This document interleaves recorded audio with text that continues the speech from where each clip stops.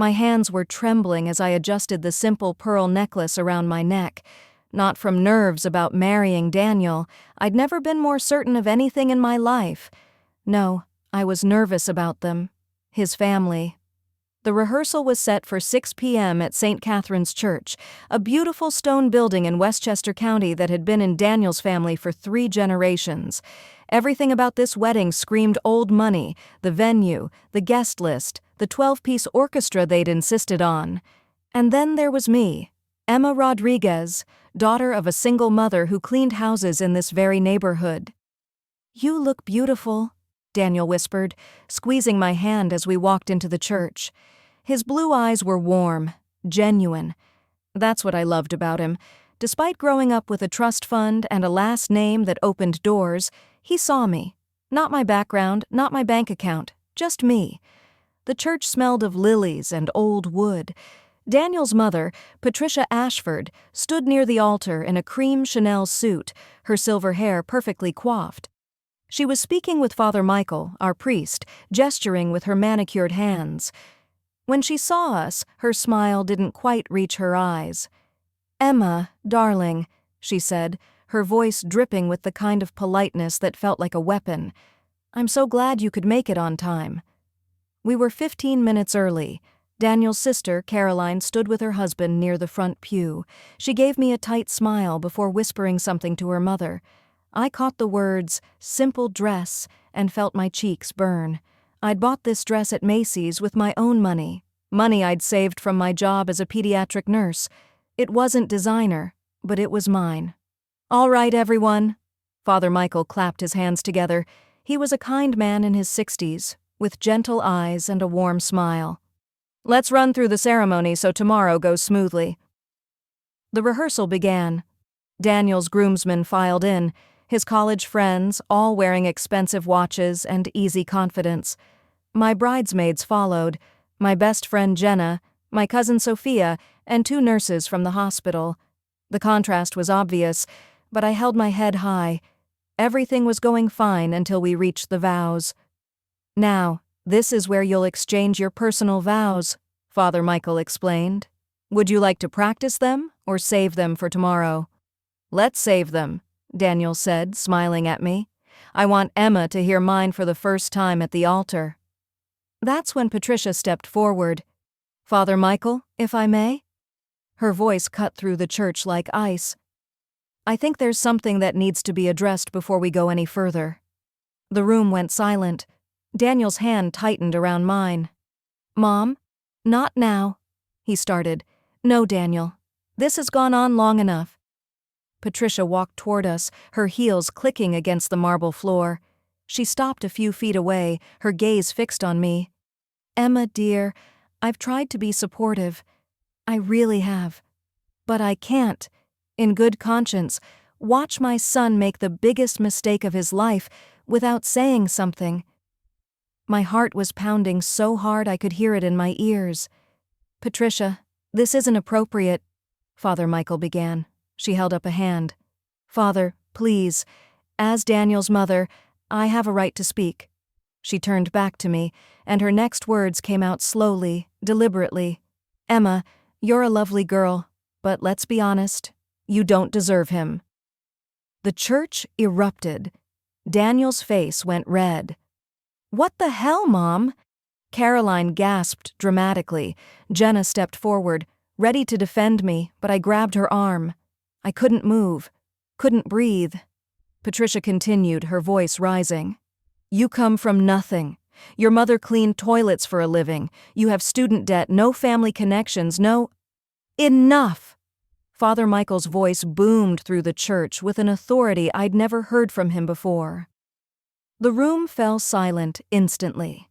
He walked down from the altar, his expression stern, and positioned himself between Patricia and me. "Mrs. Ashford," he said quietly, but his voice carried. "I think you need to sit down." "Father, I'm simply being honest." "Sit down." Patricia's mouth opened and closed like a fish. She'd never been spoken to like that in her life. Slowly, she moved to a pew and sat, her face flushed. Father Michael turned to address everyone in the church. His hands were shaking slightly, but his voice was steady. "I've been a priest for 37 years," he began. "I've married hundreds of couples in this church, rich, poor, and everything in between. And I've learned something important. Love doesn't care about your bank account." He looked directly at Patricia. "But there's something else I need to say. Something I've kept private for a very long time, out of respect for the dead. But I think it's time the truth came out." Daniel squeezed my hand. "Father, what are you talking about?" Father Michael took a deep breath. "Your grandmother, Daniel, Margaret Ashford. I knew her very well. She was a parishioner here for 50 years, and before she passed, she made a confession to me. One she asked me to share only if I felt it was necessary to prevent harm to an innocent person." The air in the church felt thick. Patricia had gone pale. "Your grandmother," Father Michael continued, looking at Daniel, "didn't come from the world you think she did. Before she married your grandfather, her name was Margaret Kowalski. She was the daughter of Polish immigrants. Her father was a janitor. Her mother took in laundry. You could have heard a pin drop. She met your grandfather when she was working as a seamstress in Manhattan. He fell in love with her despite his family's objections. They eloped, and over the years, Margaret reinvented herself. She learned to speak differently, dress differently, act differently. She became the woman everyone thought she'd always been." Patricia stood up, her voice shaking. "That's not true. It's completely true," Father Michael said gently. "And Margaret carried the guilt of hiding her past for her entire life. Before she died, she told me she regretted it. She said she wished she'd been brave enough to be herself, to honor where she came from." He turned to me, his eyes kind. "Emma, your mother cleaned houses to put you through school. You became a nurse to help children. You've worked for everything you have. Margaret would have been proud to call you family. And frankly, so am I." Tears were streaming down my face. Daniel pulled me into his arms. Father Michael looked at Patricia one more time. "The foundation of your family's wealth and status was built by a janitor's daughter who had the courage to love and be loved. I suggest you remember that." The silence that followed was deafening. Nobody moved for what felt like an eternity. The weight of Father Michael's words hung in the air like incense smoke, thick and impossible to ignore. I could feel every eye in the church on us, on me, on Daniel, on Patricia, whose face had gone from flushed to ashen. Daniel's arms were still around me, and I could feel his heart racing against my cheek. When he finally pulled back, his eyes were wet. "Is that true?" he asked Father Michael, his voice barely above a whisper. "About my grandmother?" Father Michael nodded slowly. "Every word. Margaret made me promise not to tell anyone while she was alive. She was terrified of being exposed, of losing her place in society. But she also made me promise that if I ever saw someone being judged the way she feared being judged, I should tell the truth, to prevent the same pain." Patricia finally found her voice. This is absurd. My mother-in-law was a refined woman. She went to finishing school. She went to night classes at a community center in Queens," Father Michael interrupted gently. "She taught herself everything: etiquette, art history, classical music. She was brilliant and determined, but she was also ashamed, and that shame ate at her for decades." Caroline stood up from her pew, her expression a mixture of shock and something else, maybe curiosity. "Do you have proof of this?" Father Michael reached into his pocket and pulled out a small, worn envelope. "Margaret gave me this before she died. She said if I ever needed to prove it, this would be enough." He handed it to Daniel. With shaking hands, my fiancé opened it. Inside was a black and white photograph, creased and faded. It showed a young woman, unmistakably Daniel's grandmother, with the same sharp cheekbones and elegant posture, standing in front of a tenement building in a simple cotton dress. Next to her was an older man in work clothes, his hands rough and calloused. On the back, in faded ink, it read, "Papa and me, 1952, before everything changed." Daniel stared at the photo for a long moment, then passed it to his mother. Patricia's hands trembled as she looked at it. For the first time since I'd met her, she looked small, vulnerable. The armor of her designer clothes and perfect hair couldn't protect her from this truth. "I don't understand," she whispered. "Why didn't she ever tell us?" "Because she was afraid," Father Michael said softly. "Afraid of exactly what just happened here. Afraid of being told she wasn't good enough, that she didn't deserve the life she'd built." The parallel wasn't lost on anyone. Jenna stepped forward and put her hand on my shoulder. "Emma, we can leave. You don't have to stay here." But I couldn't move. Part of me wanted to run, to get as far away from this church and this family as possible. But another part of me, the part that had fallen in love with Daniel, that had seen the good in him despite his family, that part wanted to stay, to see what happened next. Daniel turned to his mother. His jaw was tight, and when he spoke, his voice was cold in a way I'd never heard before. "Mom, I need you to apologize to Emma. Right now." Patricia looked up from the photograph, her eyes wide. "Daniel, Right now," he repeated, "or I walk out of this church and you'll never see me again." The threat hung in the air. Caroline gasped.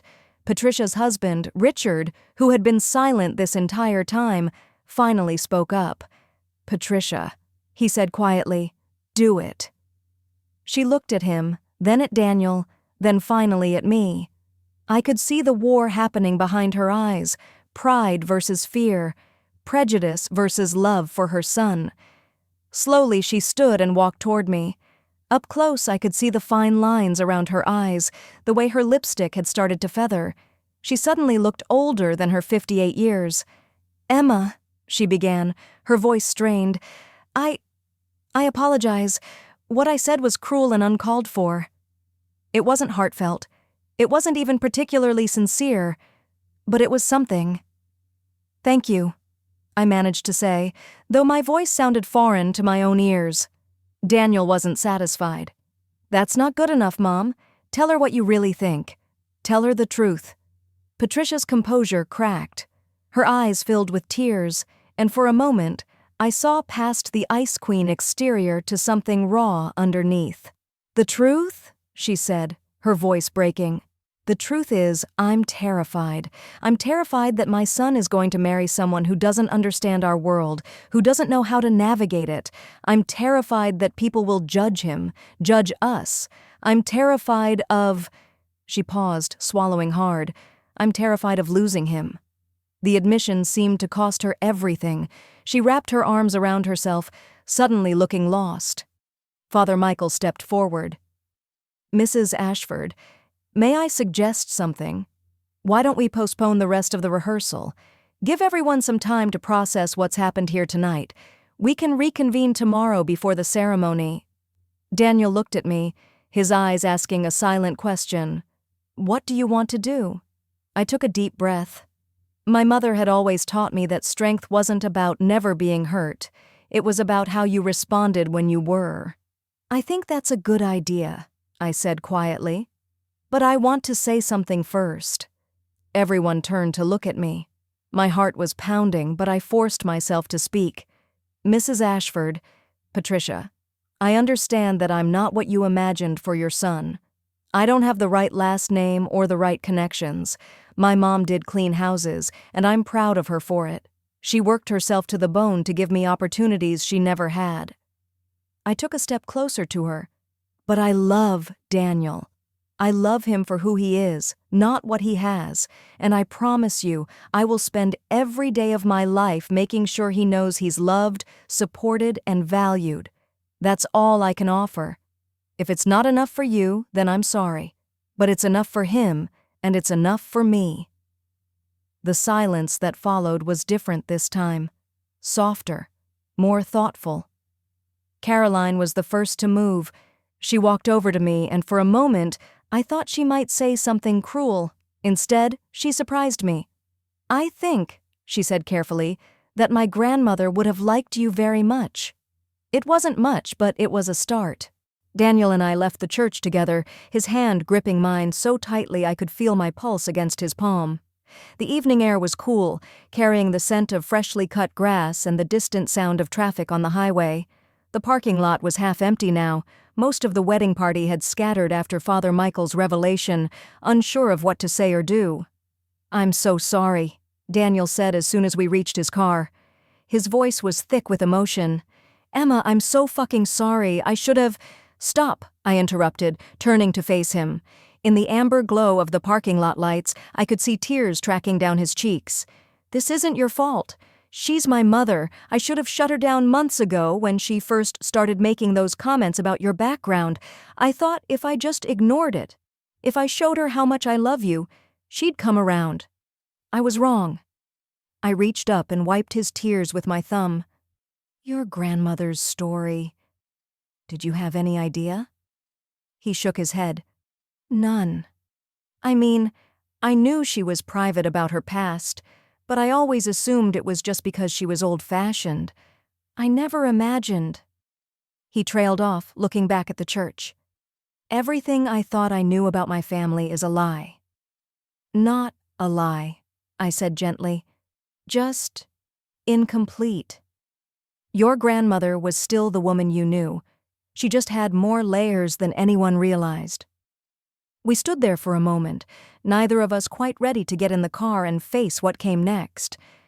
"Do you still want to marry me?" Daniel asked suddenly, his voice small. "After tonight, after what my mother said, I wouldn't blame you if—" "Yes," I said immediately. "Daniel, yes. I want to marry you, but I need to know that you're ready to stand up to your family, not just tonight but always, because this isn't going to be the last time they judge me, or our future kids, or the choices we make." He pulled me into his arms, holding me so tightly I could barely breathe. "I promise. I swear to God, Emma, I will never let anyone treat you like that again, family or not." My phone buzzed in my purse. I pulled it out to see a text from my mother. Jenna called me. "Are you okay, mija? Do you need me to come?"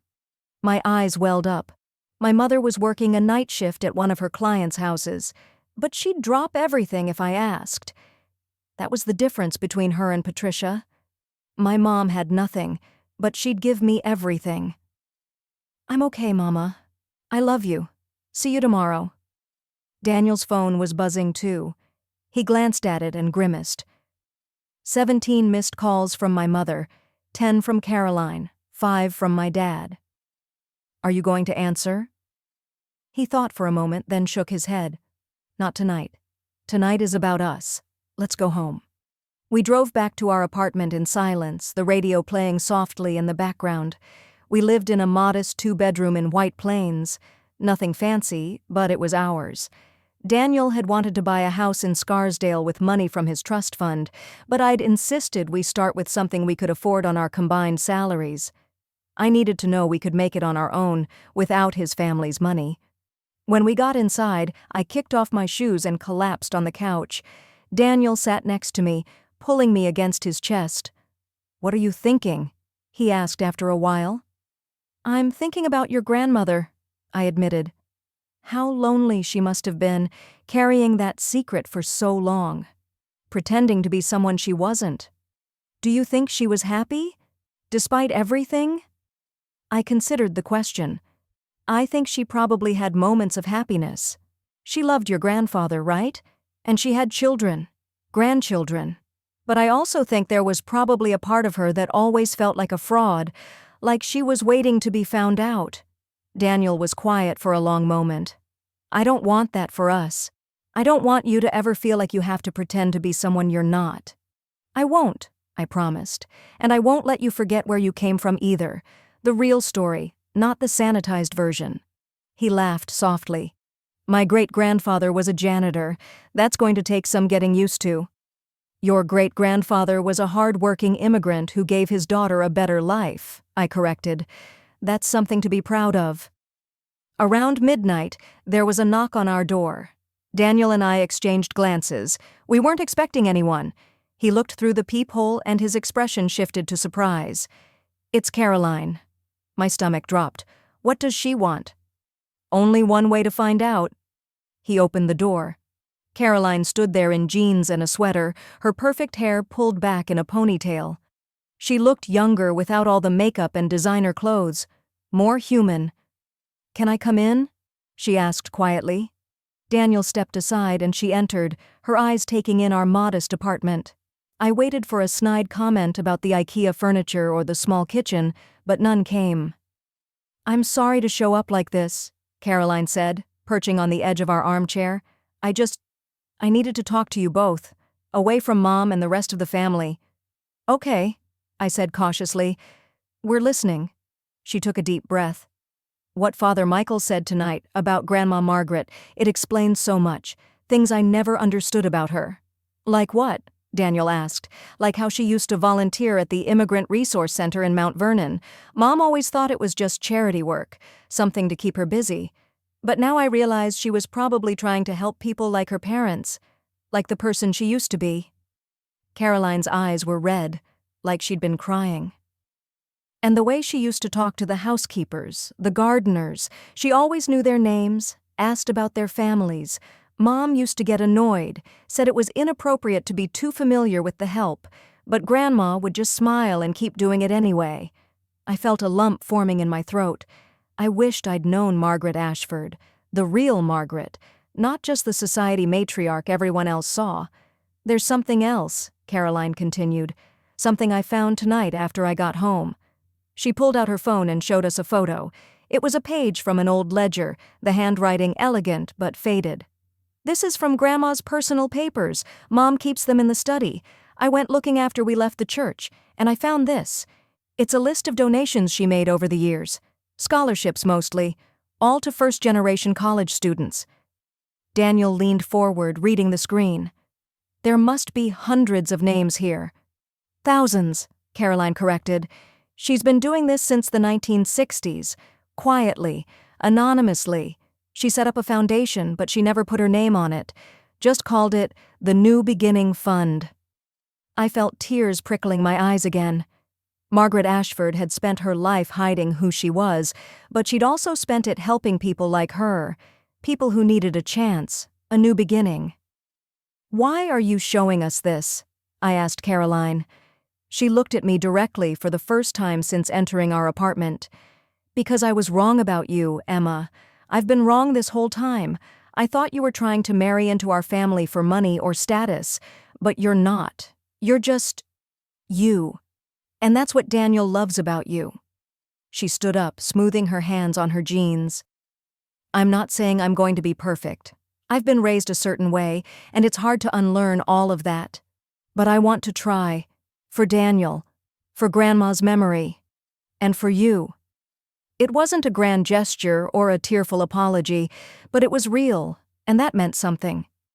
"Thank you," I said quietly. "That means a lot." After Caroline left, Daniel and I sat in silence for a while, processing everything that had happened. "Do you think your mom will come around?" I finally asked. Daniel sighed. "I don't know. She's stubborn, and she's built her entire identity around this idea of who the Ashfords are supposed to be. Finding out it's all based on a lie, that's going to be hard for her." "What if she doesn't? What if she never accepts me?" He took my hand, his blue eyes serious. "Then we build our own family, our own traditions, our own story. I love my mother, but I love you more. And I'm not going to let her prejudice cost me the best thing that's ever happened to me." I leaned my head on his shoulder, feeling the weight of the day finally catching up with me. Tomorrow was our wedding day. After everything that had happened, I had no idea what to expect, but I knew one thing for certain. Whatever came next, Daniel and I would face it together. I woke up to sunlight streaming through the bedroom window and the smell of coffee. For a blissful moment, I forgot about everything that had happened the night before. Then it all came rushing back. Patricia's words, Father Michael's revelation, the photograph of Margaret Kowalski standing in front of a tenement building. Today was my wedding day. Daniel was already up, standing in the kitchen in his pajama pants and a t-shirt making breakfast. When he saw me, he smiled, but I could see the tension around his eyes. "Morning, bride," he said, handing me a mug of coffee. How'd you sleep? Like someone who got publicly humiliated by her future mother-in-law, I said, then immediately regretted the bitterness in my voice. Sorry, You don't have to apologize, he interrupted. You have every right to be angry. I'm angry, too. My phone buzzed on the counter. Another text from my mother. Buenos dias, mi amor. Today you marry the love of your life. Don't let anyone steal your joy. I'm so proud of you. I smiled despite everything. My mother had a way of cutting through all the noise and getting to what mattered. Have you heard from your family? I asked Daniel. He nodded, his expression darkening. My dad called this morning. He wants to meet with me before the ceremony. Just the two of us. What did you say? I said I'd think about it. He set down his coffee mug and took my hands. Emma, I need you to know something. Whatever happens today, whether my mother shows up, whether she apologizes, whether she ever comes around, it doesn't change anything between us. You're my family now. You're my priority. I kissed him, tasting coffee and promise. I love you. I love you too. Now go get ready. Jenna's going to be here in an hour to take you to the hotel, and you know how she gets when people are late. The bridal suite at the Westchester Country Club was beautiful, all cream and gold, with huge windows overlooking the golf course. Jenna had arrived with my other bridesmaids, along with my mother, who immediately pulled me into a tight hug. Mi niña hermosa, she whispered, holding my face in her hands. You look so grown up. My mother was 52, but looked older, her hands rough from years of cleaning work. She was wearing a simple navy dress that we'd bought together at Macy's, and she'd had her hair done at the local salon. She looked beautiful. Mama, I'm so glad you're here, I said, feeling tears threaten my carefully applied makeup. Where else would I be? She smiled, then her expression turned serious. Jenna told me what happened at the rehearsal. That woman, Daniel's mother. It's okay, Mama. It's handled. No, it's not okay. Nobody talks to my daughter like that. Her eyes flashed with protective anger. But Jenna also told me what the priest said about Daniel's grandmother. I nodded, and my mother's expression softened. That poor woman, she said quietly. Hiding who she was for so long, I can't imagine living like that. You wouldn't, I said. You've always been proud of who you are, where you come from. Because I had no choice, she said simply. When you're an immigrant, when you're poor, you can't hide it. People see it in your accent, your clothes, your address, so you either spend your life being ashamed or you hold your head high and dare anyone to look down on you. She squeezed my hands. You're marrying into a family that doesn't understand that yet, but you're going to teach them, just by being yourself. 2 hours later, I was in my wedding dress, a simple but elegant A-line gown with lace sleeves. Nothing too extravagant, but it made me feel beautiful. Jenna was fussing with my veil when there was a knock on the door. If that's Patricia Ashford, I'm throwing hands, Jenna muttered, making me laugh despite my nerves. But it wasn't Patricia. It was Caroline, holding a large white box. Can I come in? She asked hesitantly. I nodded and she entered, her eyes widening when she saw me. Emma, you look... wow. Thank you, I said, surprised by the genuine warmth in her voice. I brought you something. She set the box on the table and opened it carefully. Inside was a stunning pearl necklace, clearly antique, clearly expensive. This was Grandma Margaret's, Caroline explained. She wore it on her wedding day, and her mother wore it on hers, even though it was probably the only valuable thing the family owned. She lifted it carefully from the box. I found it this morning, going through her jewelry. There was a note with it. She pulled out a small card, yellowed with age, and read aloud, To whoever wears this next, may you have the courage I lacked. May you be proud of where you come from. May you never forget that love is the only thing that truly matters. M.A. My eyes filled with tears. Caroline, I can't. Yes, you can, she insisted. Grandma would want you to have it. You're exactly the kind of woman she wished she'd been brave enough to be. She fastened it around my neck and I looked in the mirror. The pearls glowed against my skin, and I could almost feel Margaret's presence, a woman I'd never met, but who suddenly felt like family. "Thank you," I whispered. Caroline smiled, and for the first time it reached her eyes. "Welcome to the family, Emma. The real family, not the fake one we've been pretending to be." The church bells were ringing as we arrived at St. Catherine's. My mother sat in the front row on my side, along with my aunts, cousins, and friends from the hospital. The contrast with Daniel's side was stark. His guests were dressed in designer labels, dripping with jewelry, their posture perfect. But I refused to feel small. I was wearing Margaret's pearls, and I carried her courage with me. Father Michael greeted me at the entrance, his eyes kind. "You look beautiful, Emma. Are you ready?" "As ready as I'll ever be," I said, my voice shaking slightly. "Remember what I told you yesterday?" he said quietly. "Love doesn't care about bank accounts, and neither does God." The music started, a string quartet playing Pachelbel's Canon. My bridesmaids began their walk down the aisle. Then it was my turn. I had chosen to walk alone. My father had left when I was 3, and I'd never wanted a stand-in. This was my choice, my decision, my life. I would walk into it on my own 2 feet. As I stepped into the church, I saw Daniel waiting at the altar. He was wearing a perfectly tailored navy suit, his hair combed back, his eyes locked on me. When he saw me, his face broke into the biggest smile I'd ever seen. But then I saw Patricia. She was sitting in the front row, her face carefully neutral. She was wearing a pale pink suit, appropriate for the mother of the groom, but her expression was unreadable. Next to her sat Richard, Daniel's father, who gave me a small nod. I took a deep breath and started walking. Every step felt like a mile. I could feel everyone's eyes on me, judging, evaluating, comparing. But I kept my eyes on Daniel, on the man who loved me for exactly who I was. Halfway down the aisle, something unexpected happened. Patricia stood up. My heart stopped. Was she going to object? Was she going to make another scene? But instead, she stepped into the aisle and walked toward me. The church went silent. Even the string quartet faltered for a moment before continuing. Patricia stopped in front of me, and for a long moment, we just looked at each other. Up close, I could see that her eyes were red, like she'd been crying. "Emma," she said quietly, her voice thick with emotion. "May I walk with you?"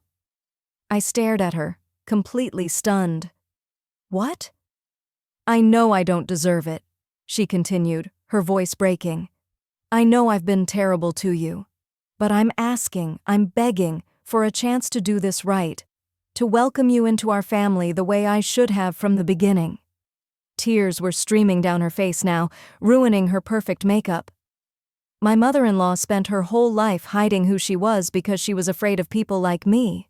People who judge, who exclude, who think they're better than everyone else. I don't want to be that person anymore. I don't want my son to remember his wedding day as the day his mother chose pride over love. She held out her arm, trembling. "Please, let me walk you to my son." I looked past her at Daniel, who was openly crying now. Then I looked at my mother, who nodded encouragingly. I took Patricia's arm. Together, we walked down the aisle. With every step, I felt something shift, not just in Patricia, but in the entire church. This wasn't just a wedding anymore. It was a reconciliation, a new beginning. When we reached the altar, Patricia placed my hand in Daniel's, then did something that shocked everyone. She hugged me. "I'm sorry," she whispered in my ear. "I'm so sorry, and I promise I'll spend the rest of my life making it up to you." When she pulled back, she was smiling through her tears. She returned to her seat, and Father Michael stepped forward. "Dearly beloved," he began, his voice warm and full of joy. "We are gathered here today to witness the union of Daniel and Emma. But before we begin, I think we've all learned something important over the past 24 hours. He looked out at the congregation. "We've learned that family isn't about bloodlines or bank accounts. It's about love, acceptance, and the courage to be honest about who we are." Margaret Ashford understood that. even if she couldn't always live it. But her legacy lives on in this moment, in this union, and in the choice we all make to be better than our prejudices. He turned to Daniel and me. Now shall we begin? The ceremony was beautiful. Daniel's vows made me cry. He promised to always see me, to always choose me, to build a life based on love rather than expectation. My vows were simpler. I promised to be his partner, his equal, his home. When Father Michael pronounced us husband and wife, the church erupted in applause. Daniel kissed me, and in that moment, everything else fell away. The drama, the hurt, the fear, none of it mattered. We were married. As we walked back down the aisle together, I caught my mother's eye. She was crying, her hands clasped together in joy. Next to her, Patricia was also crying, but she was smiling too. Outside the church, as we posed for photos, Caroline pulled me aside.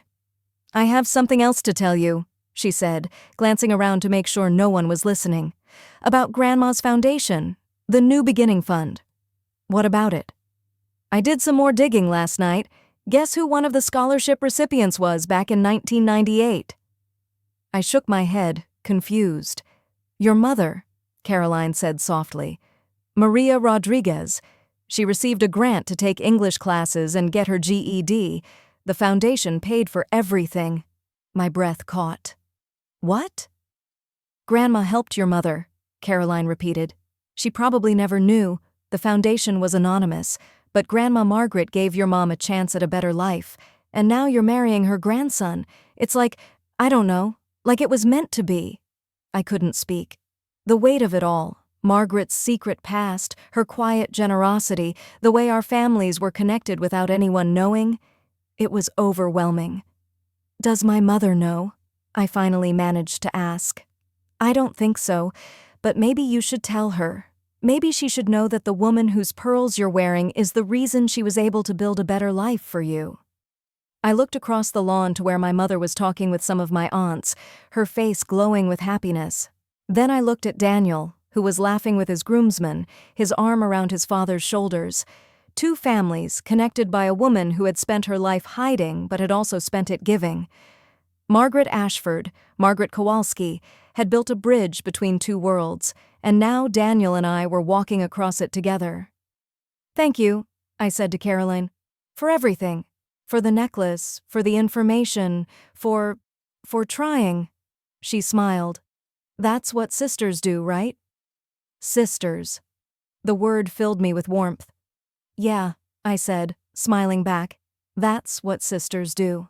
The reception was held in a grand ballroom at the Westchester Country Club, with floor-to-ceiling windows overlooking the Hudson River.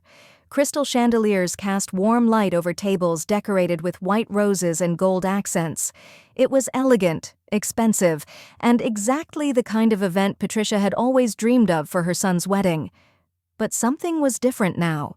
The atmosphere wasn't stiff or formal. It was joyful.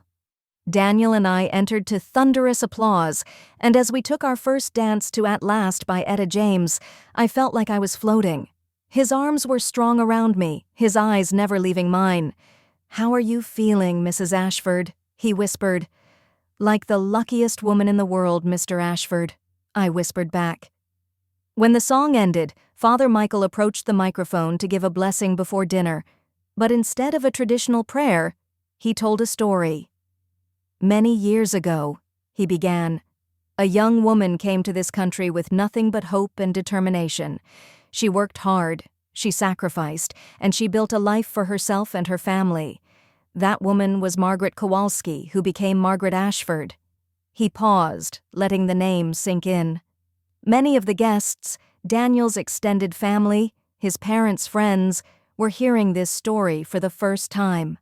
I could see the shock on their faces.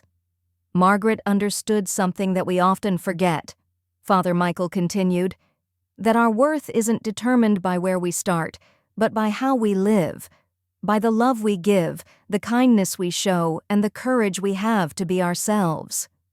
He raised his glass. "Today, We celebrate not just Daniel and Emma's marriage, but the legacy of a woman who paved the way for this moment. To Margaret, and to all the immigrants, workers, and dreamers who built this country, may we honor them by being brave enough to love without conditions. To Margaret, the room echoed, glasses raised. I saw Patricia wipe her eyes. Richard put his arm around her, pulling her close. Dinner was a blur of courses. Filet mignon, lobster tail, roasted vegetables that probably cost more than my monthly grocery budget, but I barely tasted any of it. I was too busy watching the room, seeing the way people interacted. My mother was talking with Richard, Daniel's father. I couldn't hear what they were saying, but he was smiling, nodding, genuinely engaged. At another table, Jenna was laughing with one of Daniel's groomsmen, a guy named Trevor who I'd always thought was too uptight. Apparently I was wrong. But the most surprising sight was Patricia and my Tia Rosa. Tia Rosa was my mother's older sister, a woman who had never learned English and who cleaned houses alongside my mother. She was wearing a dress we'd bought at Target, her hair in a simple bun, her hands calloused from work, and she was sitting next to Patricia Ashford, the two of them looking at something on Patricia's phone. I nudged Daniel. "What is happening over there?" He followed my gaze and smiled. "I have no idea, but I'm afraid to interrupt." Later, I found out. Patricia had been showing Tia Rosa photos of Margaret, old pictures from the family albums, and Tia Rosa had been telling Patricia about her own journey from Mexico, about the struggles and the small victories. "Your grandmother," Tia Rosa told me later in Spanish, "she would have understood me. We are the same, she and I. We came from nothing, and we gave everything for our families." When it came time for the toasts, I braced myself. This was traditionally when family members shared embarrassing stories and heartfelt sentiments, but after everything that had happened, I had no idea what to expect. Caroline went first. She stood up, elegant in her burgundy bridesmaid dress, and tapped her glass. "I'm not going to lie," she began, and nervous laughter rippled through the room. When Daniel first told me he was dating Emma, I was skeptical. She wasn't from our world, didn't go to our schools, didn't know our people. I thought it was a phase. I felt Daniel tense beside me, but Caroline continued. "I was wrong. Emma isn't from our world. She's from a better one. A world where people work for what they have, where family means sacrifice, where love isn't transactional. And she's made my brother happier than I've ever seen him." She raised her glass. "To Emma and Daniel, may you build a life that honors both of your histories, and may you teach the rest of us what really matters." The applause was genuine, warm. I saw several people wiping their eyes. Then Patricia stood up. The room went silent. Everyone remembered what had happened at the rehearsal. This could go either way. Patricia walked to the microphone, her hands shaking slightly. She looked at me, then at Daniel, then out at the assembled guests. "I owe everyone here an apology," she began, her voice steady despite the emotion in her eyes. "Especially Emma. Yesterday I said something unforgivable. I told her she didn't deserve my son. I was wrong." She took a deep breath. "The truth is, I was afraid. Afraid of change. Afraid of losing control. Afraid of admitting that the life I'd built was based on a lie. My mother-in-law, Margaret, came from humble beginnings. She was the daughter of immigrants, and she spent her entire life hiding that fact because she was ashamed." Patricia's voice broke. "But she shouldn't have been ashamed, and I shouldn't have made Emma feel like she needed to be anything other than herself." She turned to face me directly. "Emma, you are kind, intelligent, hardworking, and deeply good. My son is lucky to have you, and I am lucky to have you as a daughter-in-law. I promise to do better, to be better, to honor Margaret's memory by being the kind of person who builds bridges instead of walls." She raised her glass, tears streaming down her face. "To Emma and Daniel, and to second chances." The room erupted in applause. Daniel squeezed my hand so hard it hurt, but I didn't care. I was crying too, overwhelmed by the weight of Patricia's words. When the applause died down, my mother stood up. She didn't go to the microphone, she just stood at her table, small and proud, and spoke in accented English. I don't have fancy words, she said simply, but I want to say thank you. Thank you to Father Michael for telling the truth. Thank you to Patricia for being brave, and thank you to Daniel for loving my daughter the way she deserves. She looked at me, her eyes shining. Emma, you are my greatest achievement. Not because you became a nurse, not because you married into a wealthy family, but because you stayed true to yourself. You never forgot where you came from, and that makes me more proud than anything else. She raised her glass of water. She didn't drink alcohol. To my daughter, mi orgullo, my pride. I couldn't hold it together anymore. I stood up and walked to her, pulling her into a tight hug while the room applauded around us. After dinner, the DJ started playing, and the dance floor filled quickly. Daniel and I had our mother-son and father-daughter dances, except I danced with my mother instead, the two of us swaying to De Niña a Mujer by Julio Iglesias, while she whispered how much she loved me. Then something unexpected happened. Patricia approached us. "Maria," she said to my mother, her voice tentative, "may I have the next dance with Emma?" My mother looked at me, and I nodded. She stepped back, and Patricia took her place. We danced awkwardly at first, neither of us quite sure what to say. The DJ was playing something upbeat, Bruno Mars, I think, but we moved slowly, out of sync with the music. "I meant what I said in my toast," Patricia finally said. "I am sorry, Emma, truly." "I know," I said quietly, "and I appreciate it, but I need you to understand something." She looked at me, waiting. "I'm not going to change who I am to fit into your world," I continued. "I'm not going to pretend my mother wasn't a housekeeper, or that I didn't grow up in a small apartment, or that I don't still have student loans. That's my story, and I'm proud of it." "I wouldn't want you to change," Patricia said quickly. "That's what I'm trying to say. I spent so long trying to maintain this image of who the Ashfords are supposed to be, I forgot that it was all built on Margaret's courage to be someone she wasn't. But you have the courage to be exactly who you are. That's what Daniel loves about you, and it's what I need to learn from you." She paused, then added, "I know I can't undo what I said yesterday, but I'm asking for a chance to prove that I can be better, that I can be the kind of mother-in-law Margaret would have wanted me to be." I thought about it for a moment, then nodded. "Okay, but it's going to take time. Trust isn't rebuilt overnight." "I understand," she said. "I'll wait as long as it takes." As the night went on, the barriers between our two families began to dissolve. My cousins taught Daniel's groomsmen how to salsa. Tia Rosa showed Patricia's friends photos of her grandchildren on her phone. My mother and Richard discovered they both loved gardening and spent 20 minutes discussing the best way to grow tomatoes. At one point, I found myself standing at the edge of the dance floor with Caroline, watching it all unfold. "This is surreal," I said. "In a good way?" she asked. "In the best way." She smiled. "You know, I've been thinking about what Father Michael said, about Grandma Margaret and her foundation. I want to get more involved with it, maybe expand it, make it more visible, honor her legacy properly." "That's a beautiful idea," I said.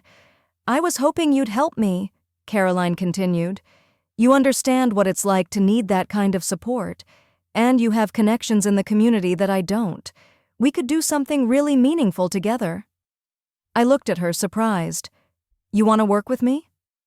"I want to be your sister," she corrected. "And sisters support each other's dreams, right?"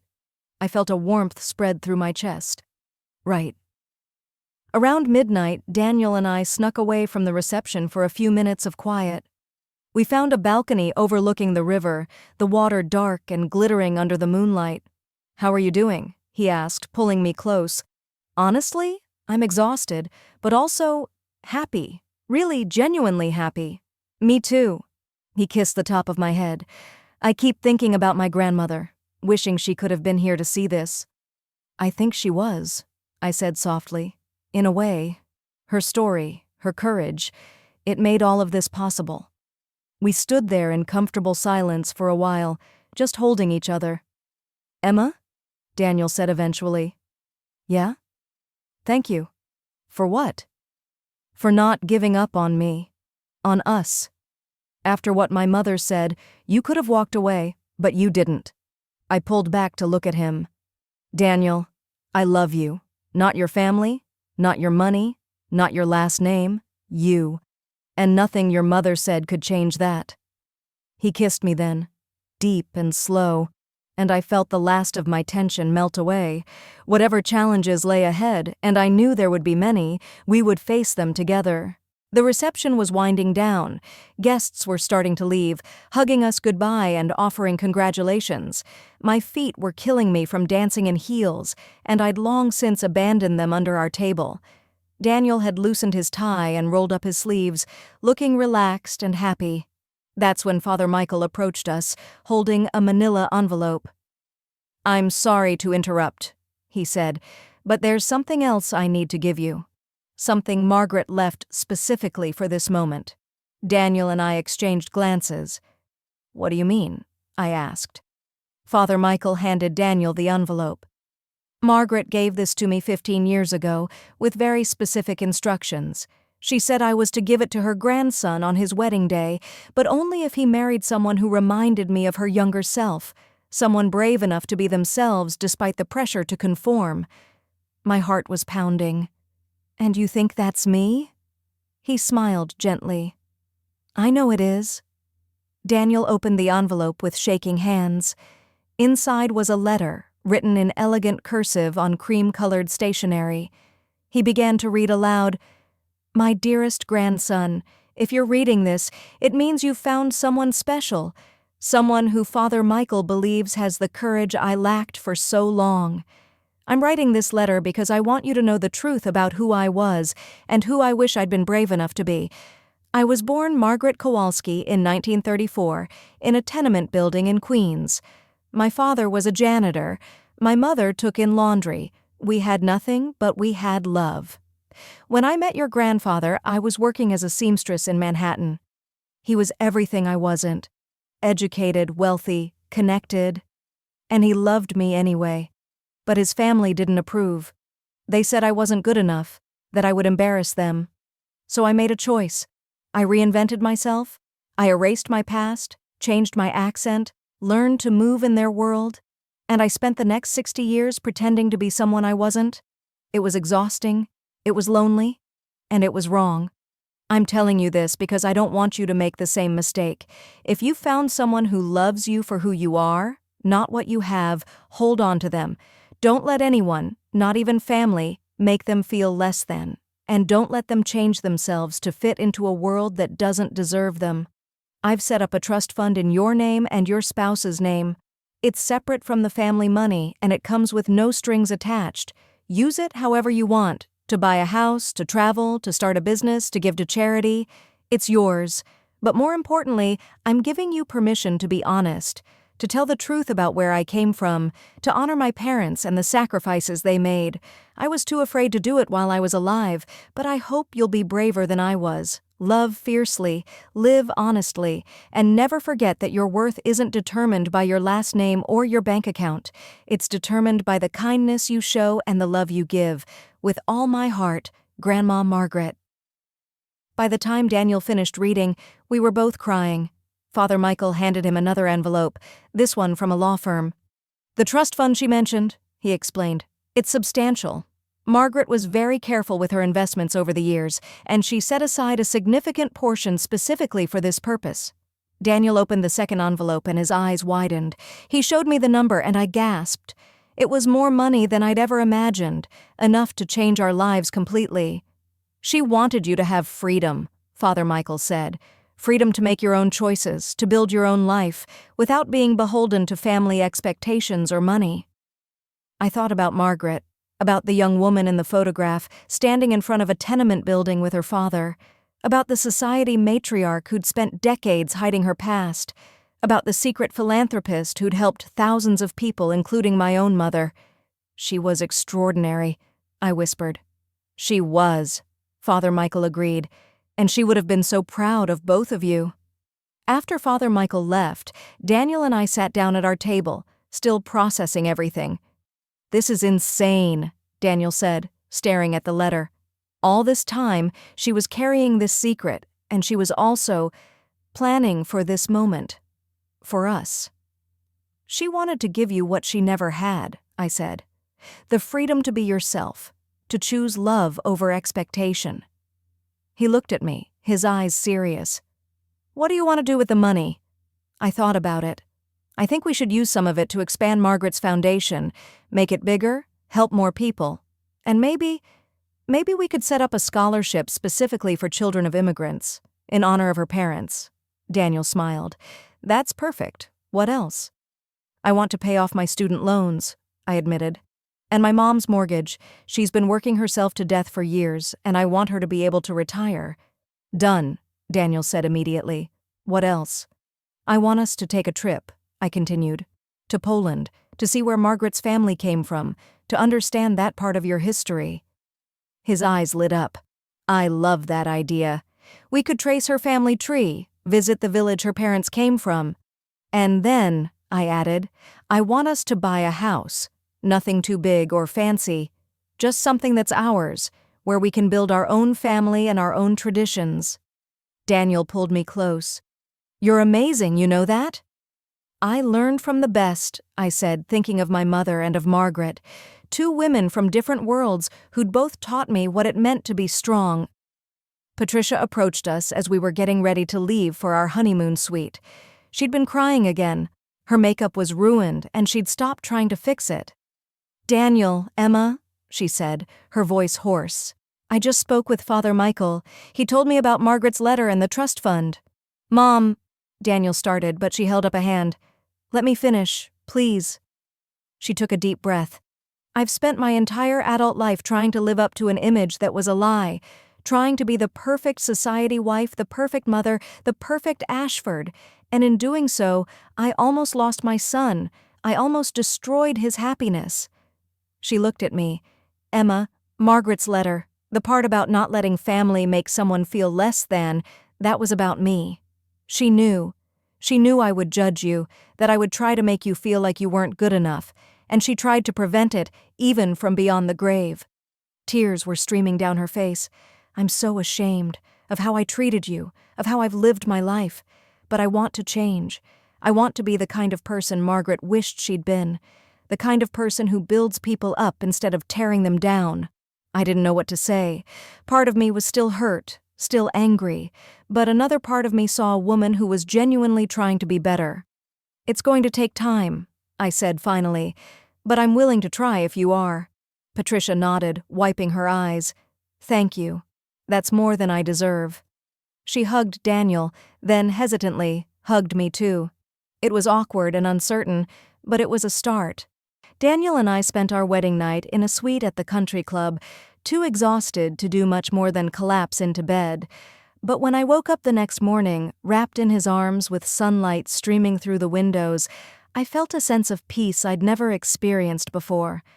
We were married. Despite everything, the drama, the revelations, the tears, we'd made it.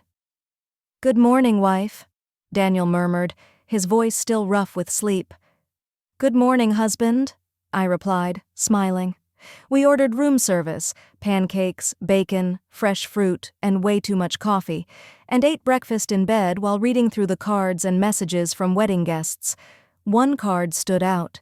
It was from Caroline, and inside she'd written, Emma, thank you for showing me what courage looks like. I'm proud to call you my sister. P.S. I've already started working on expanding Grandma's foundation. Let's change some lives together. C. Another card was from my mother. Mi amor, watching you marry Daniel was the happiest day of my life. You've always made me proud, but yesterday you showed everyone what I've always known, that you are strong, kind, and worthy of all the love in the world. Te amo siempre. Mama. And then there was one from Patricia. Emma and Daniel, I know I have a long way to go to earn your trust and forgiveness, but I want you to know that yesterday changed me. Seeing the two of you together, seeing the love and respect you have for each other, reminded me of what really matters. Thank you for giving me a second chance. With love and hope, Patricia. I showed the card to Daniel, and he smiled. She's really trying. I know, I said. I just hope she means it. She does, he said confidently. I've never seen my mother like this. Vulnerable, honest. It's like Father Michael's revelation broke something open in her. We spent the rest of the morning packing for our honeymoon. 2 weeks in Italy, visiting Rome, Florence, and the Amalfi Coast. But before we left, there was one more thing I needed to do. I called my mother and asked her to meet me at a cafe near her apartment. When I arrived, she was already there, sipping tea and looking tired but happy. "Mija," she said, standing to hug me. "Shouldn't you be on your way to the airport?" "We have time," I said, sitting down across from her. "Mama, there's something I need to tell you, something I found out yesterday." I told her about Margaret's foundation, about the New Beginning Fund, and about the scholarship she'd received in 1998. My mother's eyes widened. That was Margaret? Daniel's grandmother?" I nodded.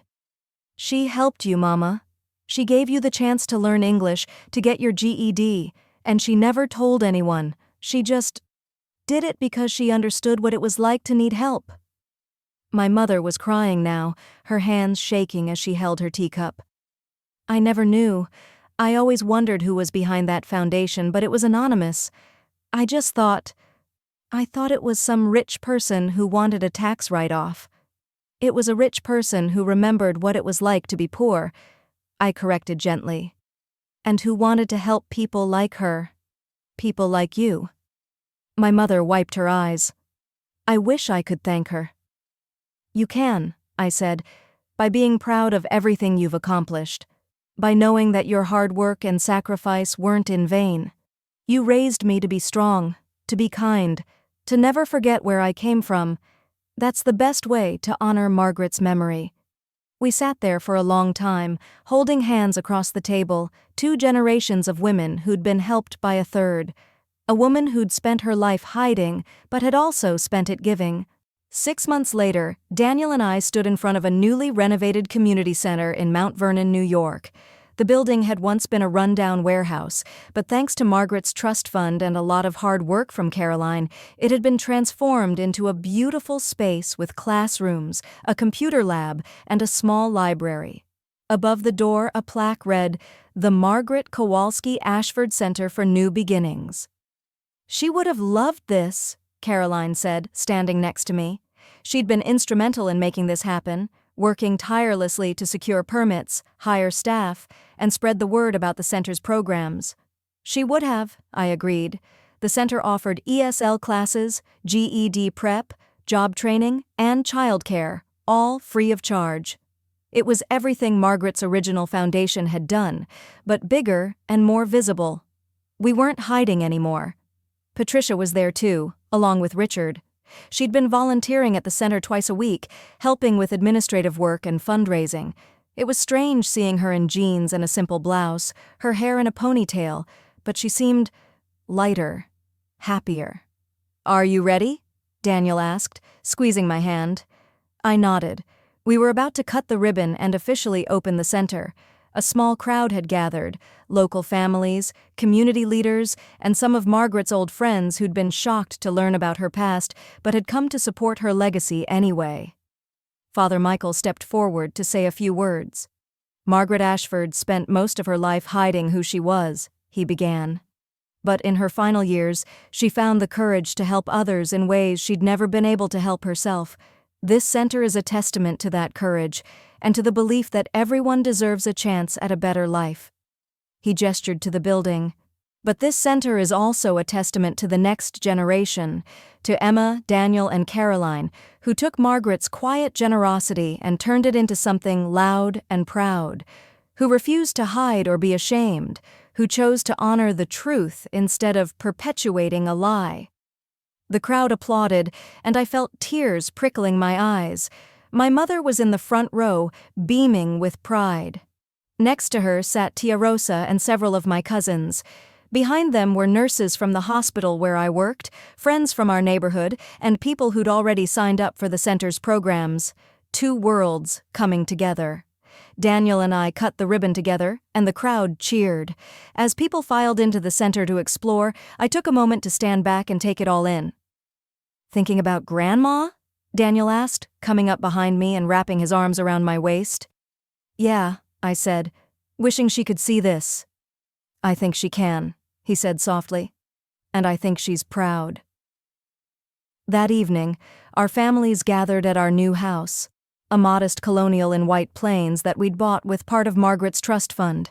It wasn't fancy, but it had a big backyard, a cozy kitchen, and enough room for the family we hoped to start soon. Patricia had insisted on hosting a dinner to celebrate the center's opening, but I'd convinced her to let me cook instead. We compromised. She brought wine and dessert, and I made my mother's recipe for arroz con pollo. As we sat around the dining room table, my mother, Patricia, Richard, Caroline, Daniel, and me, I looked at the faces of my family. My real family. Not the one I'd been born into or married into, but the one we'd chosen to build together. I want to make a toast, Patricia said, standing up with her wine glass. To Margaret, who taught us that courage isn't about never being afraid, it's about being afraid and choosing love anyway. To Margaret, we echoed. And to Emma, Patricia continued, looking at me with genuine warmth. Who taught me that it's never too late to change, to be better, to choose love over pride. I felt Daniel's hand squeeze mine under the table. To family, my mother added, raising her glass of water. The one we're born with, and the one we make. To family, we all repeated.